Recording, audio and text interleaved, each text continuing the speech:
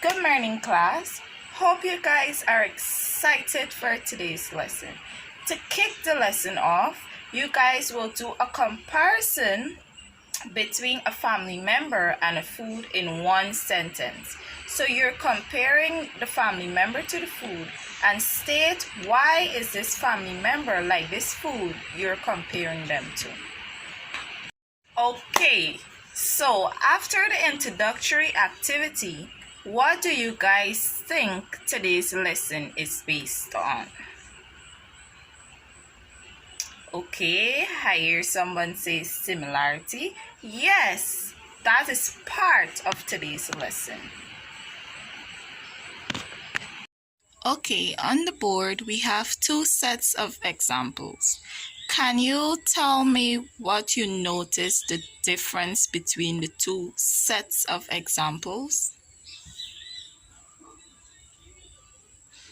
Okay, someone said they noticed that one list used as and like, and the other list didn't use like or as. Okay, you're correct.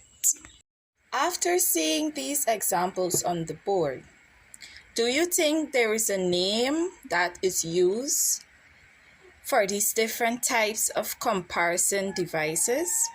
Have you ever heard anyone use or call a name for these devices? No, you haven't. So, today our lesson will be similes and metaphors. Okay, students, so today we're looking at simile and metaphor. We will be looking at, firstly, what is a simile?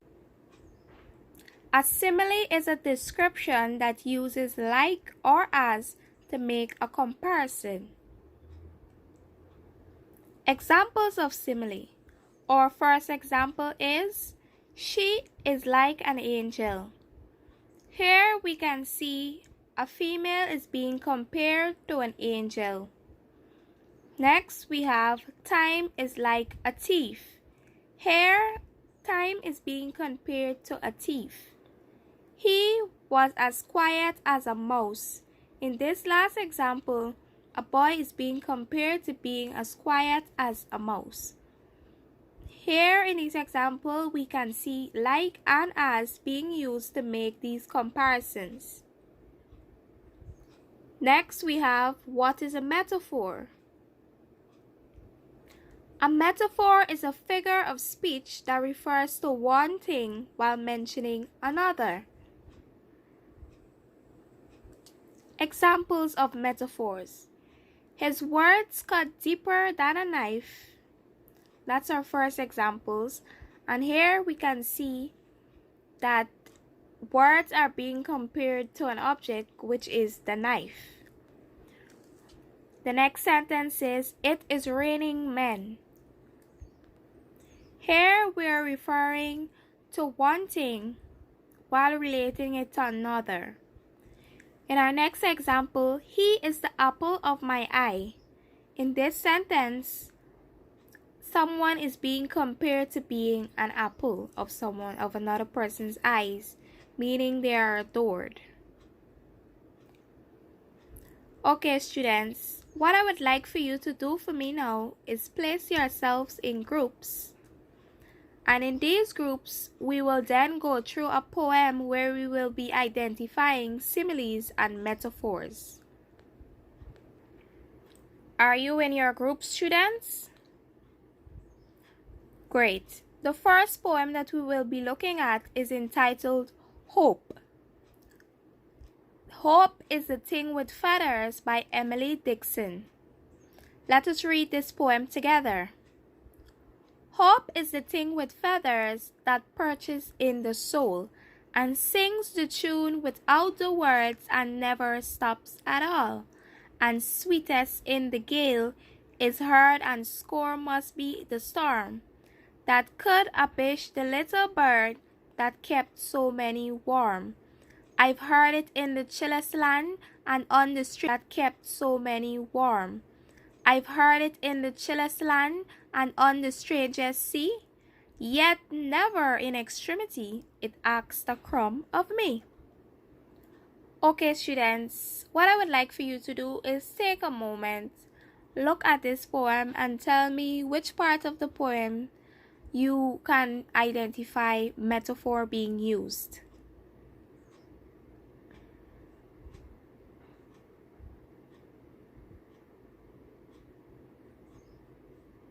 Are you ready? Okay, let's go. Now, the poem Hope is a Thing with Feathers. What can you tell me back?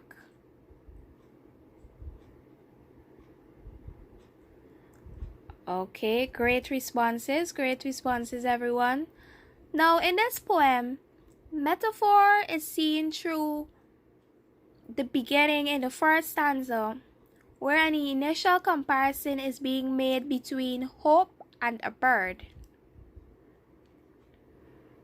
Alright, students? Now, in the poem, as the author goes through, as Emily Dixon goes through, the first stanza is where metaphor steps in with the comparison between the bird and the hope.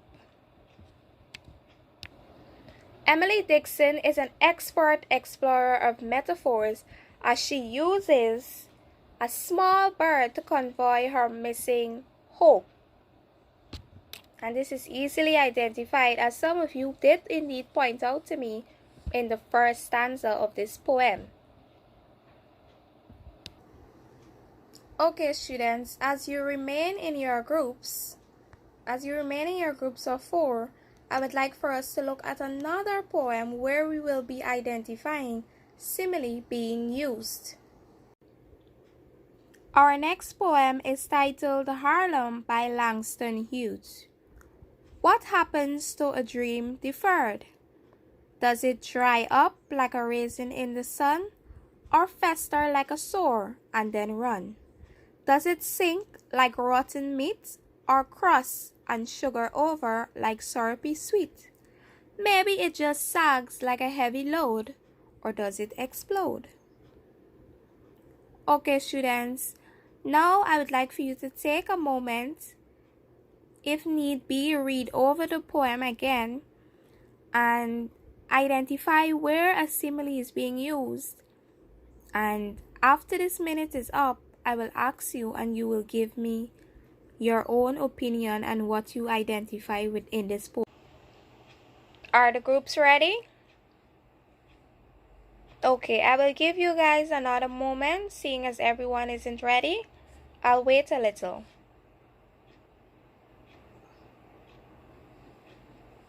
Alright, now what can you tell me from the poem? Which part of this poem did you see simile being used?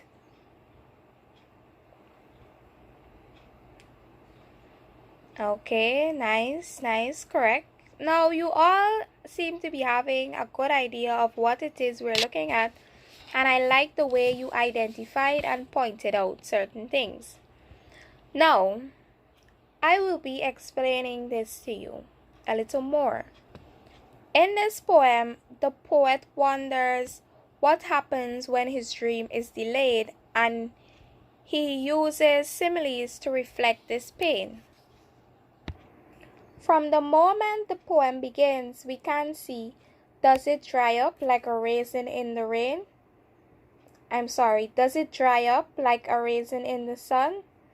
Now here we can see he's comparing his dreams to a dried up raisin, because we know when a raisin is left out in the sun for a long period, it just shrivels up and it's unattended and it's just left in a mess. Next, we can look at or fester like a sore and then run. He's comparing his dreams to a sore that would show up on the skin and then just simply and slowly disappear, go away, just taking a downward decline. And as the poem proceeds, he expresses his feelings more. And lastly, he looks at how maybe it just sags like a heavy load. Maybe it's just heavy, maybe it just weighs down, and maybe dreams just end. Okay, students, now as we just went through those two poems, you saw metaphors and similes in a different light and being used by poets. Now, as you stay in your groups of four, I would like for you to differentiate the difference between metaphors and similes. Okay, class, can you tell me the differences that the metaphor and similes have? Yes, those are correct. Great, so you have an idea, you understand. Great job so far, students. Your next task is to write a 7 to 10 line poem using 2 metaphors and 2 similes. Is anyone finished? Is everyone finished? Okay, great. Would anyone like to publicly share their poem? Okay, Johnny. Lovely. Would you kindly read your poem for the class to hear?